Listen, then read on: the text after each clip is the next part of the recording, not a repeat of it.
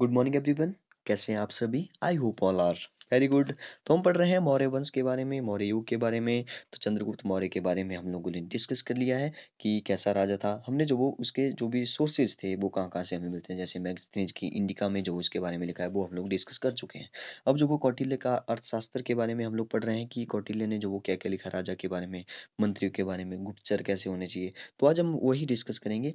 तो आज हम देखेंगे कि गुप्तचर के संबंध में जो वो राजा ने क्या क्या कहा, गुप्तचर कैसे होने चाहिए, क्या क्या उनमें जो वो गुण होने चाहिए, और क्या स्त्रियां भी जो वो गुप्तचर होती है, इसके बारे में भी डिस्कस हम लोग करेंगे। युद्ध के संबंध में डिस्कस करेंगे और लास्ट में मूल्यांकन करेंगे। फिर इसके बाद जो वो हम लोग विशाखदत्त का जो मुद्रा राक्षस है उसमें जो वो मौर्य वंश के बारे में क्या लिखा है वो भी हम डिस्कस करेंगे, वो अगले पार्ट में करेंगे। फिलहाल जो वो आज हम डिस्कस करेंगे कि गुप्तचरों के संबंध में जो राजा ने क्या कहा, सॉरी राजा ने नहीं, कौटिल्य ने।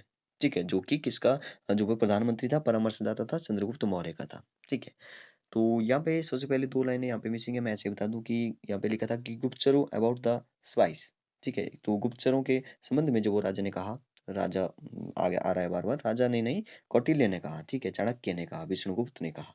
तो क्या कहा कि साम्राज्य की सुरक्षा और स्थिरता के लिए जो वो गुप्तचर रखने चाहिए। ठीक है, गुप्तचर का रखना जो वो जरूरी है, क्योंकि गुप्तचर जो वो देखिए क्या करेंगे कि सभी घटनाओं से जो वो राजा परिचित रहेगा। ठीक है, जो भी बाहर साम्राज्य में जो भी घटनाएं हो रही है उससे जो वो परिचित होगा, और वो जो वो राष्ट्र की नब्ज को पहचान सकता है। तो अब यहाँ से जो वो पढ़ना स्टार्ट करते हैं, राष्ट्र की नब्ज को वो पहचान सकता है। कौटिल्य के अनुसार जो वो उस व्यक्ति को गुप्तचर नियुक्त करना चाहिए। अब देखिए कौन कौन सी कंडीशन है, जो उच्च घरानों से संबंधित हो। देखिए हमने पिछले भी वीडियो में डिस्कस किया था कि अंगरक्षक कैसा होना चाहिए। ठीक है, उसका जो घराना है वो अच्छा होना चाहिए। ठीक है, बहुत कुछ हमने जो उसके बारे में डिस्कस किया था कि जैसे कुछ मंत्री, ठीक है, जैसे राजा ने, सॉरी राजा ने नहीं, मतलब जो अंगरक्षक है वो भी कैसे होने चाहिए। उसने कहा कि जो उसके बाप दादा है उस वो जो वो शाही नौकरी करते हो। ठीक है, तो वैसे ही यहाँ पर भी लिखा है कि गुप्तचर जो वो होना चाहिए वो जो उच्च घराने से संबंधित हो। जबकि जो हमने मैगजीन्स की इंडिका में डिस्कस किया था कि उसके जो भी गुप्तचर हैं या अंगरक्षक है, सॉरी गुप्तचर नहीं अंगरक्षक हैं, वो ज्यादातर स्त्रियां थी।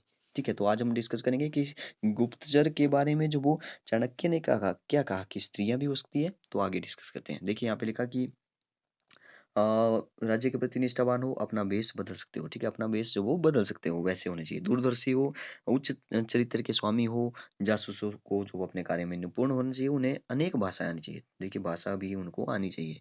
कई सारी कंडीशन चाणक्य ने बताई। तो एक उपचर राजा को मंत्रियों, सेनापतियों, राजकुमारों, राज्य कर्मचारियों, व्यापारियों, सामान्य जन और जनमत आदि के संबंध में जो वो उपयोगी सूचनाएं भेजते थे।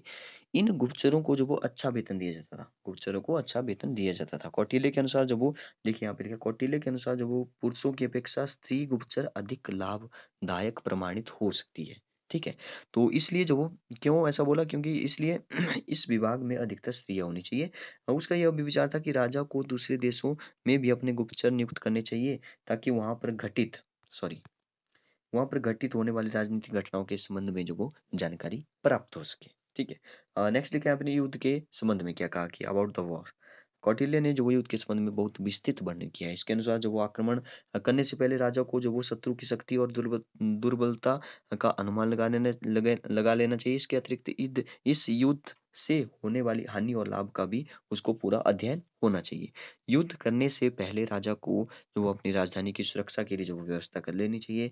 राजा को युद्ध के दौरान जो वो सेना को प्रत्येक प्रकार से होने वाले खतरों से बचने के लिए पूर्ण व्यवस्था कर लेनी चाहिए। युद्ध के समय जब वो राजा को वैश्य और शूद्रों का भी सेना में, मतलब उनको भी सेना में शामिल करना पड़े तो भर्ती कर लेना चाहिए। ठीक है, तो युद्ध में जो वो लड़ने वाले कर्मचारी जो कि सड़कें, पुल और कुएं इत्यादि बनाते हैं का भी सहयोग प्राप्त करना चाहिए। राजा को शत्रु की सेना पर उस समय आक्रमण करना चाहिए जब वो असावधान हो। ठीक है, जब वो सावधान ना हो। तो देखिए चाणक्य ने ऐसा भी बोला है। और युद्ध के लिए तैयार ना हो तभी जो वो उसकी सेना पर जो वो आक्रमण करना चाहिए। शत्रु को समाप्त करने के लिए जो वो प्रत्येक उचित अथवा अनुचित विधि अपनानी चाहिए। उचित और अनुचित विधि भी अपना लेनी चाहिए। युद्ध विजित करने के उपरांत, उपरांत मतलब बाद, राजा को शत्रु की सेना को जहां तक हो सके समाप्त कर देना चाहिए, किंतु साथ ही वहां के लोगों को अपनी ओर मिलाने का भी प्रयास करना चाहिए। एक प्रकार से विस्तारवाद हो रहा है, मतलब कि जैसे ही जीत गया राजा, ठीक है, तो उनकी सेना को जो वो अपनी ओर मिला लो। ठीक है, और उनके जो भी जीता हुआ स्थान है उसको भी अपनी ओर मिला लो। ठीक है? तो नेक्स्ट लिखा है 6 आर्थिक दशा के बारे में जो वो क्या लिखा है, इकोनॉमिक कंडीशन के बारे में क्या लिखा है। तो कौटिल्य के अनुसार जब वो लोगों की दयनीय आर्थिक दशा उनके विद्रोह और असंतोष का सबसे बड़ा कारण है। तो ये तो बात सही है। किसी भी राजा के लिए जो वो लोगों की निर्धनता उससे सबसे बड़ा जो वो अवगुण है, क्योंकि निराश होकर वे शत्रुओं से मिल जाते हैं। तो ऐसा कई बार हुआ है हमारे इंडिया में।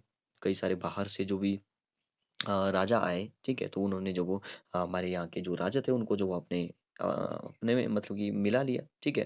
उन्होंने संधियाँ कर ली कई सारी। तो वैसे ही हुआ, शत्रुओं से मिल जाते हैं और अपने ही राजा के अंत का जो वो कारण बनते हैं। इसलिए राजा को जो प्रजा की आर्थिक उन्नति के लिए जो वो संभव प्रयास करना चाहिए। मतलब कि इकोनॉमिक कंडीशन जो वो उसकी अच्छी होनी चाहिए, आर्थिक दशा अच्छी होनी चाहिए उसकी। नेक्स्ट है एस्टीमेट मूल्यांकन। तो इसमें कोई संदेह नहीं कि कौटिल्य का अर्थशास्त्र ऐतिहासिक, राजनीतिक, आर्थिक और साहित्यिक पक्षों से एक अद्वितीय ग्रंथ है। इस ग्रंथ में जो वो राज्य की विभिन्न समस्याओं और शासन की कला का जितना सुंदर विश्लेषण किया है, उतना सुंदर एवं व्यापक विश्लेषण शायद ही विश्व के किसी प्राचीन राजनीतिक विचार ने किया हो। विख्यात इतिहासकार डॉक्टर रोमिला थापर ने क्या कहा इनके बारे में? तो यहाँ पे लिखा है कि इसका महत्व इसमें है कि वह उस समय से प्रचलित आर्थिक एवं राजनीतिक विचारों का सुचारू रूप से विश्लेषण प्रस्तुत करती है और इससे बढ़कर यह तत्कालीन परिस्थितियों में बिल्कुल अनुकूल थी। ठीक है, तो ऐसा लिखा है। नेक्स्ट वीडियो में हम बात करेंगे कि विशाखदत्त का मुद्राराक्षस में जो वो क्या उल्लेख मिलता है मौर्य वंश के बारे में। उसके बाद हम जैन और बौद्ध ग्रंथ के बारे में डिस्कस करेंगे कि उसमें जो वो मौर्य वंश के बारे में क्या लिखा है, ठीक है? Okay, thank you and have a nice day.